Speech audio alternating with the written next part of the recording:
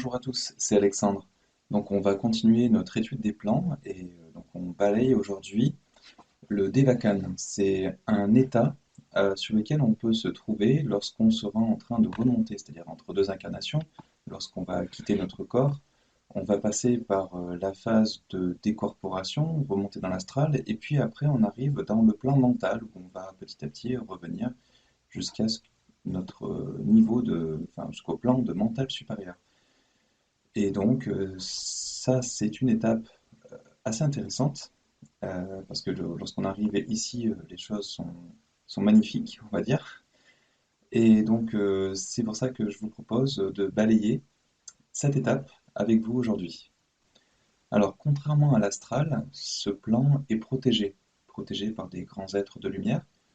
Donc, on ne sera pas dans des cités, ou en tout cas dans des endroits un petit peu fortifiés ou protégés, comme on va pouvoir le voir dans des cités astrales. Euh, Là, en fait, tout est ouvert et donc on se rapproche très fortement, voire on est sur le niveau de l'âme. C'est-à-dire que là, on se rapproche vraiment de très près du divin. Donc en fait, il faut bien distinguer les deux régions. On a le mental inférieur et le mental supérieur. Donc le mental inférieur, tout ce qui est rationnel et qui nous permet dans notre quotidien de vivre, hein, de faire des choses, d'avoir des réflexions. Et on a le mental supérieur où c'est le domaine de l'âme. Donc on va remonter comme ceci jusqu'à ce niveau de mental supérieur. Et donc, eh bien, comme dans l'astral, on a une enveloppe qui est le mental inférieur, dans lequel notre conscience peut se retrouver, et certainement va se retrouver à ce niveau-là, sauf pour les grands maîtres qui vont peut-être se réveiller directement au niveau du mental supérieur. Mais en fait, on va passer par cette étape, et donc c'est tout plein de petites étapes, on va dire, dans le mental inférieur, et sur lesquelles on va vivre, on va remonter en fait en vibration.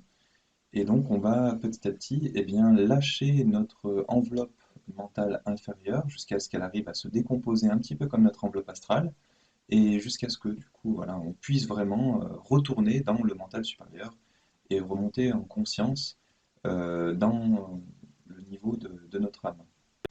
Alors, c'est sur ce plan, au niveau mental inférieur, lorsqu'on va remonter, donc au niveau des vacanes, que on va assimiler nos expériences terrestres qui auront été des expériences d'amour. Donc les expériences d'amour bénéfiques, qui ont été bénéfiques pour nous ou pour les autres, eh bien on va les assimiler petit à petit et ça va nous faire grandir. Donc nous faire grandir par contre au niveau de notre âme. Donc c'est comme ça, c'est lorsque notre âme sera suffisamment évoluée et suffisamment grande que l'on pourra, à un moment donné, eh bien, s'affranchir de tout ce qui est réincarnation, cycle de réincarnation. Donc c'est pour ça qu'il est intéressant dans notre vie, dans notre quotidien, d'avoir des expériences d'amour enrichissantes pour nous-mêmes, pour les autres, justement pour nous permettre de grandir au maximum. Donc c'est pour ça qu'il peut y avoir des êtres qui restent longtemps sur ce cycle, sur le Devakan justement, parce que, ben, tant mieux pour eux, hein, ils ont eu beaucoup d'expériences d'amour positives. Euh, j'ai entendu parler de notions où c'était même parfois plusieurs siècles pour des êtres qui avaient été très lumineux tout au long de leur vie.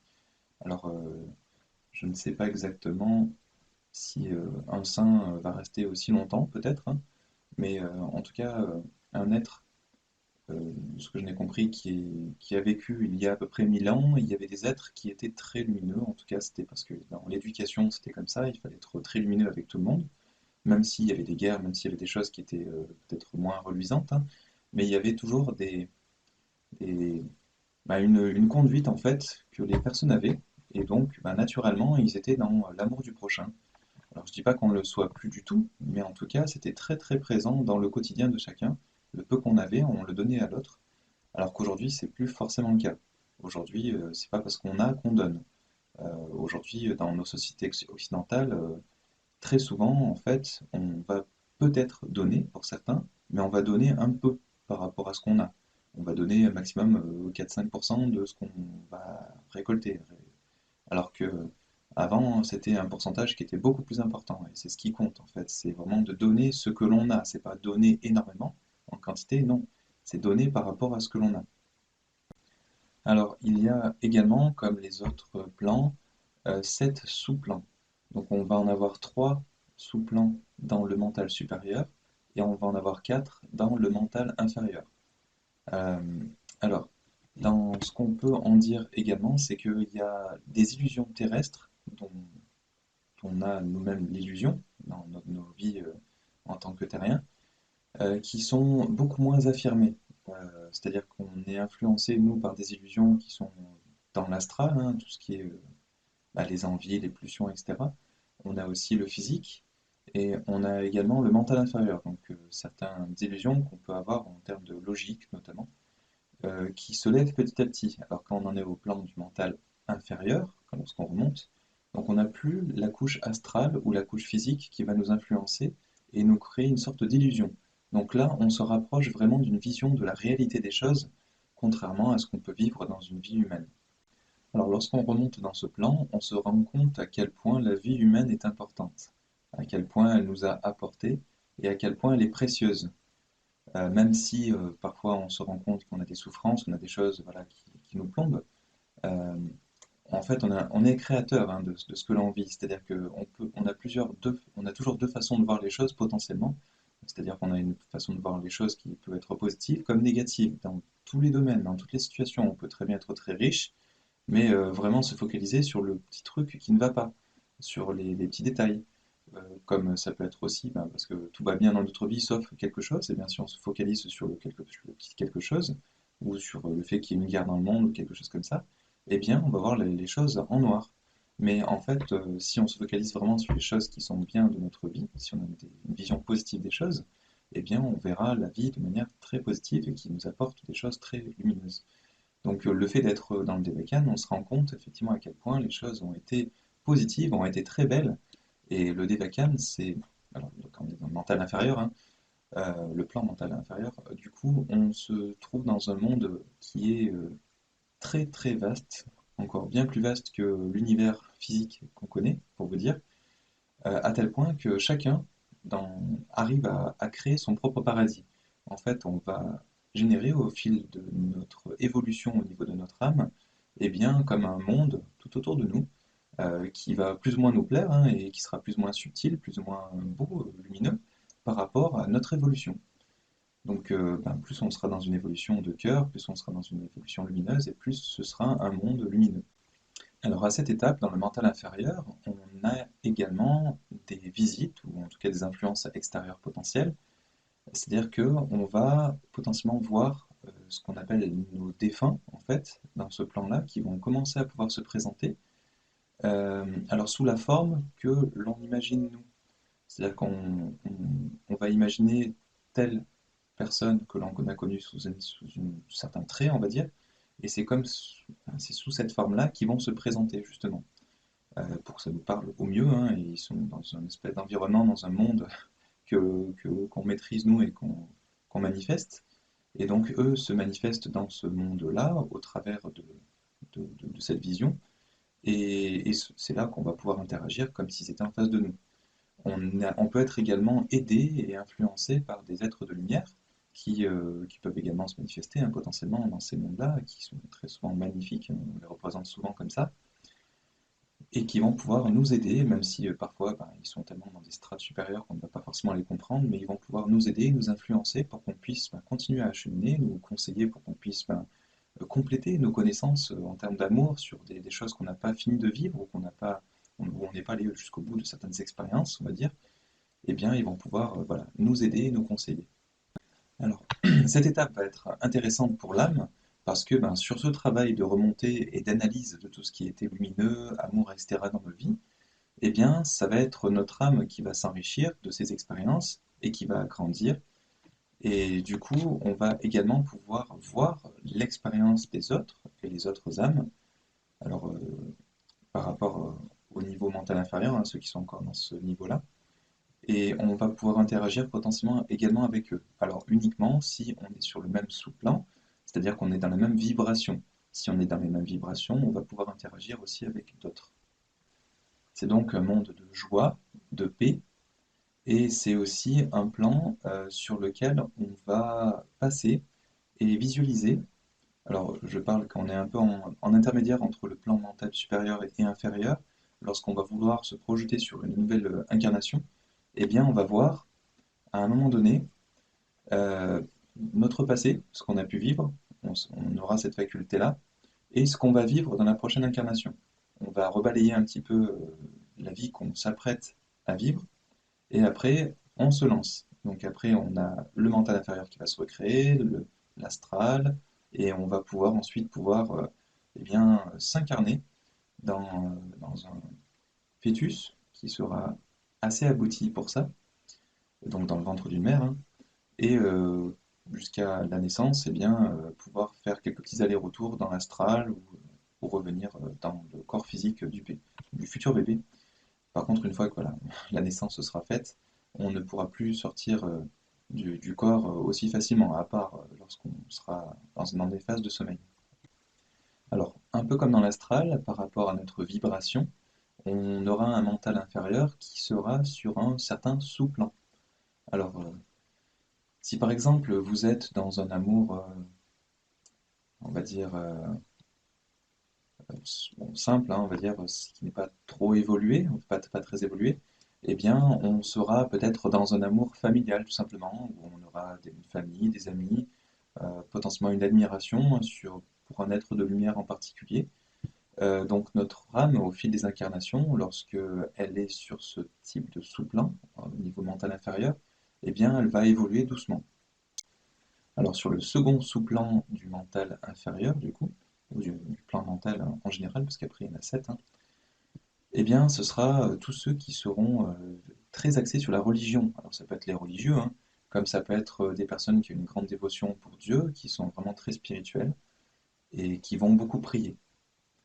Le troisième plan, ça va être ceux qui ont vraiment une affection très importante pour tout ce qui est amour inconditionnel. Ils seront vraiment très dans l'humanitaire, hein, enfin dans tout ce qui est humain, les relations humaines, et dans un amour sans attente de rien du tout en retour.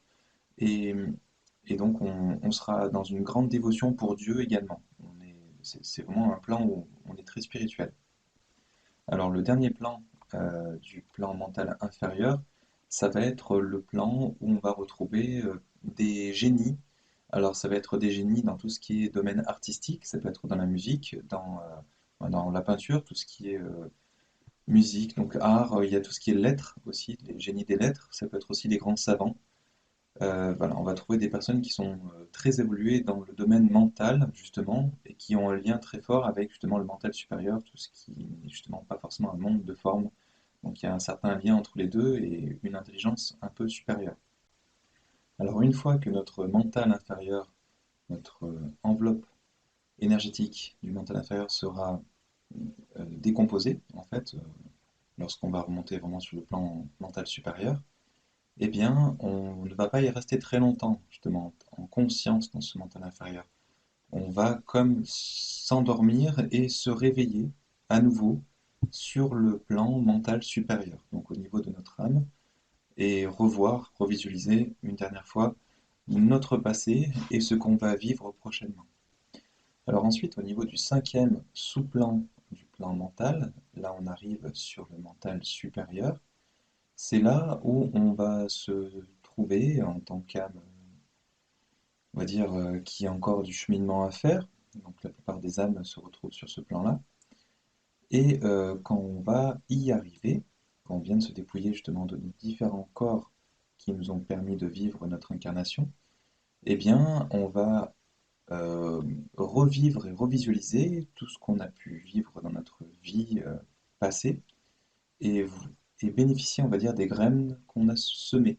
C'est-à-dire qu'on va eh bien, profiter un petit peu en termes d'évolution de tout ce qui aura été positif en termes d'amour, et on va aussi être aidé par notre guide spirituel pour analyser toutes les séquences de notre vie où on a été moins lumineux, où on aurait peut-être pu faire mieux, et donc, eh bien, on va apprendre beaucoup de notre expérience. C'est en ça que, justement, une expérience de vie est très importante et très intéressante. Ça nous permet de beaucoup progresser. Et c'est aussi comme ça, à la suite de cette étude, qu'on va en profiter pleinement de ce plan, on va dire, où on est très très proche de notre âme au niveau vibratoire. Et donc, potentiellement, on pourra interagir avec d'autres âmes, et aussi préparer à un moment donné eh bien, notre retour dans un autre cheminement d'incarnation. Alors au niveau du sixième sous-plan, là on arrive à un état où on a des âmes qui sont plus avancées et donc qui ont une certaine claire connaissance de leur passé. Vraiment, ils ont la vision de tout ce qu'ils ont pu vivre et de tout leur cheminement. Et ils peuvent préparer du coup leur avenir pour continuer à évoluer vers le bien. Et, et ils pourront influencer par cette claire connaissance et cette vision de leur passé et leur prochain corps physique pour justement euh, pouvoir vivre une vie qui va au mieux les faire évoluer dans, dans leur vie prochaine. Donc elles peuvent également accéder avec leur intuition à une certaine sagesse divine euh, et être au contact et être influencées par des êtres supérieurs. Alors pour le septième sous-plan, c'est là où on va trouver vraiment les maîtres, on va dire. C'est une partie intellectuelle très forte où on aura notamment des âmes qui influencent souvent des génies. Donc ça peut être des génies qu'on va trouver sur Terre et qui ont justement un corps mental supérieur qui est très évolué. Et ils sont dans une détermination qui est guidée par des grands êtres de lumière et des grandes consciences, des consciences qui sont très évoluées.